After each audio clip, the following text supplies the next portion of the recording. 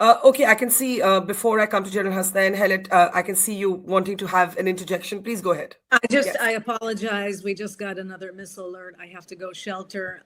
So I will not be able to continue with you. Good luck to us all. Well, please stay safe. And thank you for letting us know. I should have come to you earlier given the situation. Stay safe, and we understand, and we hope to connect with you. Again, a warning there to our guest from Israel to basically take safe shelter because sirens have gone off and a missile attack, retaliatory attack, we can assume, from Iran is incoming. General Hassan, let me come to you. I think the big question is, can regime change take place from the skies? That's what we don't know. I think it is no longer in doubt that that's what the Americans are seeking.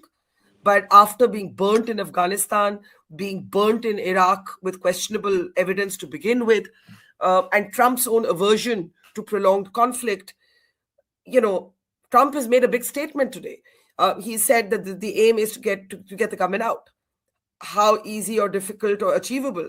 Forget easy or difficult. How achievable is that? Thank you, Barkha. Thank you for inviting me for the show. Very interesting times.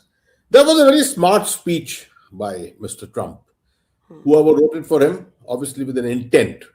I'm not sure whether he speaks from prepared speeches or whether it's an impromptu thing, but it was a smart speech, conveying very clearly what the intent of the United States is. That is regime change and asking the people to rather create an upsurge so that they can guide their own destiny in the future. Your specific question needs a military analysis. Can you have regime change from the air? Well, to launch from the air, you got to have very deep intelligence penetration, first of all, on the ground. And that, I'm sure, in the last 2 months, while all this buildup of diplomacy has been going on in Oman and in Geneva and in Vienna and places like that, there has been a tremendous intelligence effort on the ground, which has been going on. There must have been a degree of confidence because of which this operation has been launched. And as we were talking, I think some time back, I just heard that a missile had landed in the compound of Ali Khamenei, and we don't know the whereabouts of Ali Khamenei. Although I did comment to say that Ali Khamenei is very unlikely to be above ground, sitting on a second or third floor. He would be very, very deep underground somewhere. And that is almost a definite statement. Besides the regime, the political and the ideological regime change, I'm sure the United States and Israel would also be looking at the IRGC. The IRGC has not been very secure through the last 1 year. If you see why 1 year, if you go back to Soleimani's time, from Soleimani till now, the IRGC has repeatedly lost a series of senior commanders, and they have not been able to secure them themselves. So I don't give IRGC that kind of a capability to protect its senior commanders, but definitely the political and ideological leadership would be very, very well protected. Having said that, I don't see the presence of any American ground capability. There is a special operations group which is there, special forces which is there at the moment, but there are no major marine formations that I can see on the ground which are there. So incursions are unlikely. This kind of a thing with special operations is not going to be easily done. So I think the Americans are giving away the intent very clearly that this is, well, a little beyond symbolic. This is an operation going on a little beyond symbolic. If they do not achieve their ends through missilery, through missiles and bombs and bombing and things like that, I don't think there is an option to go in beyond that.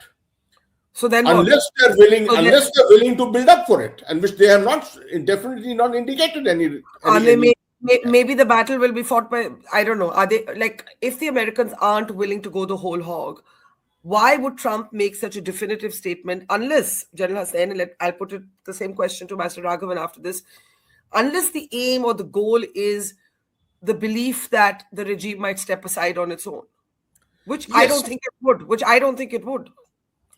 Absolutely, I agree with you. It would not, but definitely the attempt may be there. Coercion. You see, what I'm reading this entire conflict initiation as such as a high-level coercion which is going on. Side by side with the diplomacy which has gone on so far, a high-level coercion which is going on, which is signaling to Iran that there can be much more beyond this.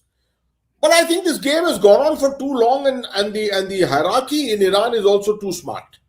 I don't think they are going to get misled on this entire thing. They are going to stick on. And therefore, I see this fizzling out in 4-5 days' time, in which little is going to be achieved except the fact that Iran may come back again to the negotiating table, which it has always been on, and just carry on again in terms of diplomacy. Ambassador Raghavan, do you agree with that perspective? Clearly, our Israeli guest who had to go because of retaliatory strikes from Iran thought otherwise, but that is Israel's position, and she has been in the security establishment.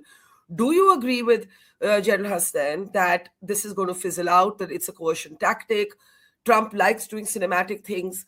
Let's also be analytical here and say that Trump would want a headline change from the Epstein files at home. His ratings are at an all-time low. He's got to have the media talking about something else. He's got to have the world talking about something else.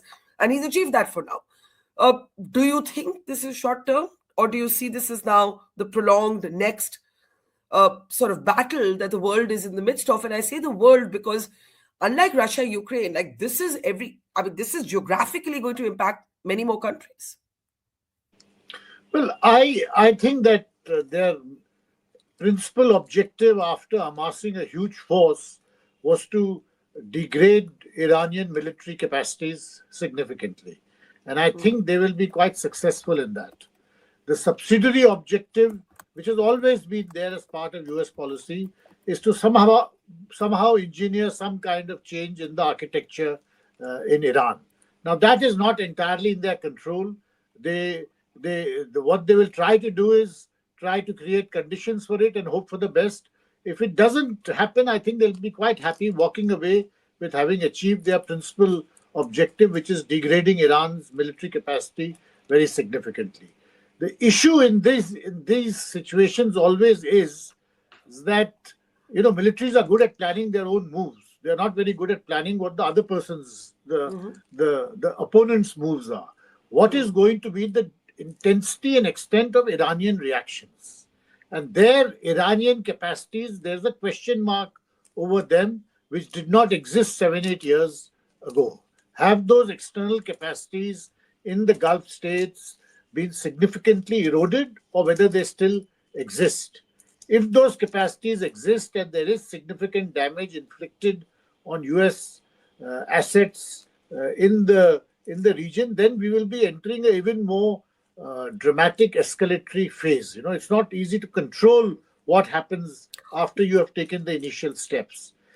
If those capacities are exaggerated, if they have built up very strong, anti-missile grids in the entire region, the Americans are confident of protecting their assets and their allies, then perhaps the situation will end with, as I said, significant erosion of military capacities in Iran. And then gradually, perhaps after some time, they will limp back to some kind of negotiations. Let me ask. The issue also is a generic one, because when the Americans talk about Iranians not having the capacity to build a nuclear weapon forever, what it also implies is a certain, because those capacities are not just quantitative capacities, they're also scientific capacities. You can set Iran back by 10-15 years in terms of technology, and to some extent that has always been the Israeli objective, that in terms of engineering capacities, you make sure that Iran is 10, 15, 20 years away from a nuclear weapon. But their scientific and intellectual capacities remain. So that capacity always remains unchecked. And that is where the question of regime change or changing the architecture, the ruling architecture in Iran becomes so significant. And I think we are in that gray area that no one has thought the moves beyond the next, the first 3 or 4 steps. I'm glad you brought up the nuclear question, because that was going to be my follow-up, General Hassan. Iran's nuclear program has been the subject of, fierce global debate and discussion and even sanctions for the last many, many, many years.